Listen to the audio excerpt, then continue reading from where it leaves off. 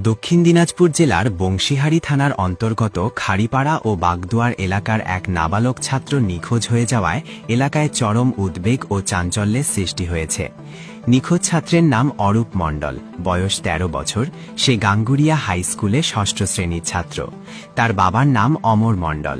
জানা গেছে, গতকাল ২৩ তারিখ দুপুরের দিকে অরূপ বাড়ি থেকে গাঙ্গুরিয়া হাই স্কুলে নিজের রেজাল্ট নিতে যায়। স্কুল থেকে রেজাল্ট নিয়ে নেওয়ার পর সে আর বাড়ি ফেরেনি। ঘটনার ২৪ ঘণ্টা পেরিয়ে গেলেও অরূপের কোনো খোঁজ পাওয়া যায়নি। পরিবারের লোকজন, আত্মীয় স্বজন ও পরিচিত এলাকায় খোঁজাখুঁজি করেও কোনো সন্ধান পাননি।